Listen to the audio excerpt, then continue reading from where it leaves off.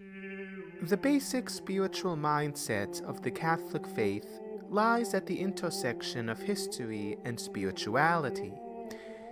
The starting point of the Catholic faith is a reflection on the concrete condition of the human race. Humans have a great propensity for good, something rooted in the fact that we were created by and therefore reflect an all-good God. Yet humans also have a great propensity for evil, something which points towards how human nature, though inherently good, was corrupted by the effects of sin and the fall. This is a historical reality. Yet not only that, but we as Catholics believe that God, even though He's utterly transcendent of everything that exists in the created realm, also interacts with His creation. And further, God, though immaterial in nature, saved the human race from sin by literally entering into the created realm and becoming human in the person of Jesus Christ. The Catholic faith therefore bases itself on certain fundamental spiritual, moral, and metaphysical claims, but many of these claims are connected to certain concrete historical realities, for we believe that the basic metaphysical, spiritual, and moral principles inherent to or emerging from our relationship with God unfold in creation. And this can be seen in the fact that we believe that God's larger plan of salvation is something that unfolds or manifests itself over the course of history. It is for this reason that the church calendar centers around various events from the life of Christ. It was Jesus who fulfilled God's larger plan of salvation, and yet Christ was a real historical person, and everything He did was an actual historical event. Therefore, various events from the life of Christ, whether it be His incarnation and birth, His preaching, His miracles, His death, His resurrection, His ascension, or His second coming, all reveal different aspects of the core of God's plan of salvation. It is for this reason that the church calendar is divided up into different seasons, each season focusing in on a different element of the life of Christ. You see, for example, Advent, which is the 4-week period leading up to Christmas, the Christmas season, which begins with the Christmas Eve celebrations and ends on the feast of the baptism of the Lord, during which time we commemorate and meditate upon the birth of Christ, Lent, which refers to the 40 days leading up to Easter, the Easter season, which begins on the Easter Vigil service, celebrated the night before Easter, and it ends on the Feast of Pentecost 50 days later, during which time we commemorate and celebrate the resurrection of Christ. And finally, ordinary times. There are in fact 2 periods of the church calendar labeled ordinary times. You have the 6 to 7 week period between the end of the Christmas season and the start of Lent, and the second ordinary times lasting from Pentecost through Advent. Now, the Catholic Church is currently entering into the season of Lent. And it is with this in mind that I hope to make a video series in which I focus in on the theology, spirituality, and history of the various spiritual and liturgical traditions surrounding the Lenten season, and various ways in which we can get the most out of Lent.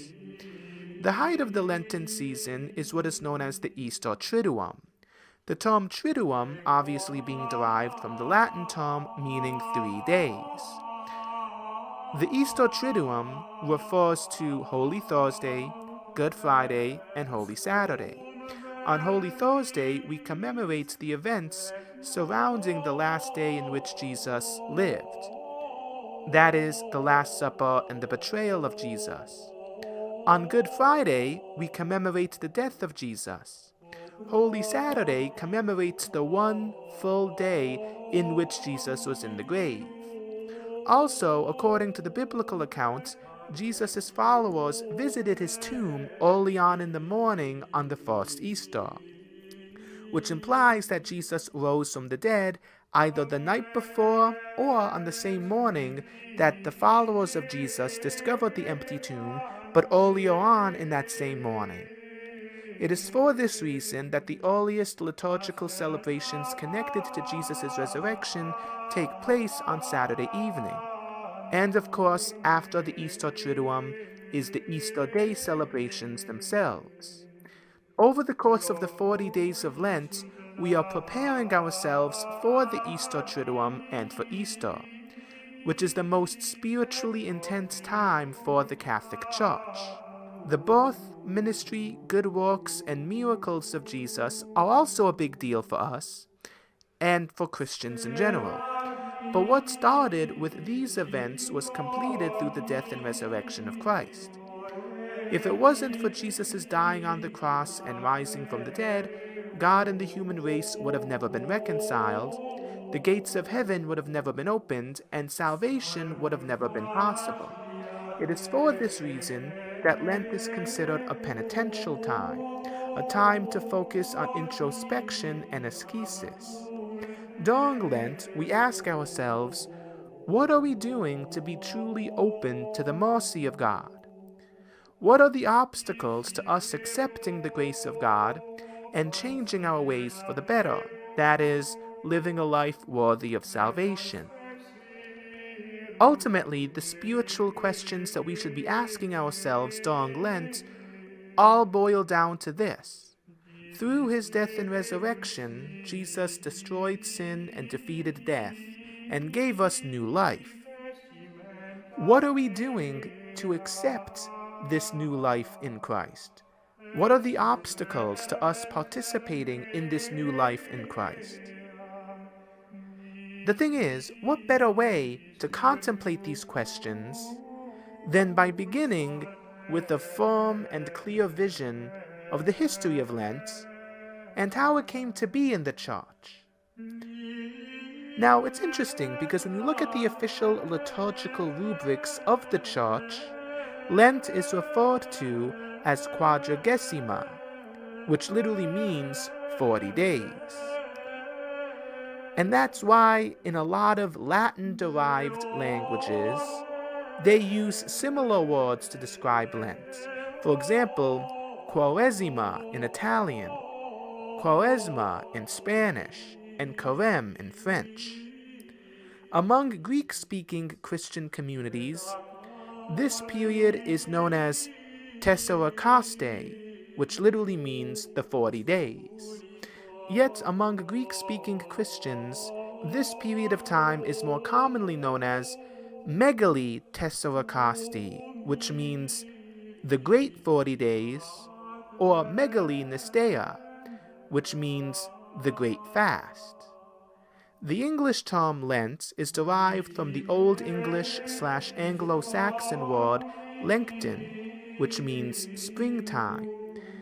The reason why early British Christians referred to this period as Lengton, later Lent, is because the 40 days leading up to Easter fall mostly during the spring.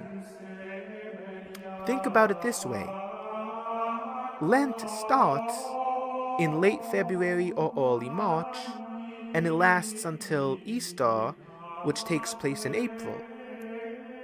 And so Lent begins right before the start of spring, and it ends during the height of spring. Now, in the early church, Easter was considered a big deal, as it is now. In fact, Easter was considered such a big deal that there's actually more records of early Christians celebrating Easter than any other holy day, even Christmas. There is also evidence that early Christians would go through a period of spiritual and moral preparation leading up to Easter, similar to the modern-day celebrations surrounding Lent. During this time, people would fast and take part in ascetical practices. Nonetheless, in the first few centuries of Christianity, the exact length of this fast and the regulations put on it by the Church differed greatly from place to place, and from time period to time period. The early Christian theologian and historian Eusebius of Caesarea, in his work On Church History, quotes from a letter written by Saint Irenaeus of Lyons to Pope Saint Victor I, both of whom lived in the late 2nd century. Now this letter has been lost to time, but according to Eusebius' account, Saint Irenaeus says that some Christian communities fasted for only 1 day prior to Easter, whereas others fasted for 2 days, and others fasted for 40 hours, 40 hours being the equivalent of roughly a day and a half, which was the amount of time that Jesus was in the tomb. Tertullian, writing in the early 3rd century, states that there were many Christian communities who fasted on, quote, the days when the bridegroom was taken away, unquote. Now the bridegroom is a symbol for Jesus, since the Bible often compares the relationship between a husband and a wife to the relationship between Christ and the church. So the church is sometimes called the wife of Christ, and Christ is sometimes called the bridegroom of the church. Now some historians believe that the quote-unquote days when the bridegroom was taken away is a reference to the period between Good Friday and Easter Sunday. And so some early Christians would fast for most of the day or all of the day on Good Friday, as well as for most or all of the day on Holy Saturday, and then break their fast sometime on Easter. Tertullian notes how, on the other hand, there was one heretical group in the early church known as the Montanists, and they fasted for a fortnight, that is, a period of 2 weeks prior to Easter. During this time, they would fast not only from food, but also from most types of liquids. And so they would essentially survive for 2 weeks mostly on water. By the 4th century, we begin to see the earliest explicit written references to Lent being a length of time that's either identical or close to identical as the length of time that we see today.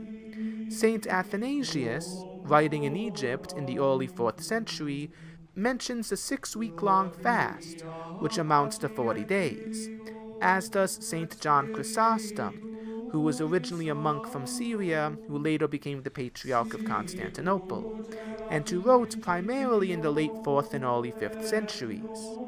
Pope Saint Gregory the Great, who reigned as Pope in the late 6th and early 7th centuries, writes of a pre-Easter fast that would last for 6 out of the 7 days of the week, for 6 weeks leading up to Easter. Records from the 4th century show that among Christian communities in Jerusalem and in some parts of Egypt, Lent lasted not for 6 weeks, but for 8 weeks. Though we also know that in these same regions, up until at least the 6th century, there were multiple different competing lengths of Lent. In Egypt, sometime between the middle of the 7th and the early 8th centuries, the Church also adopted as the standard length of Lent 8 weeks. Now that we know the spiritual significance of Lent, as well as the broad parameters of how Lent came into existence, and how the regulations surrounding Lent were regularized, join me in my ensuing videos in which I examine the various traditions surrounding Lent, and hopefully you will find them both spiritually and intellectually fulfilling. God bless.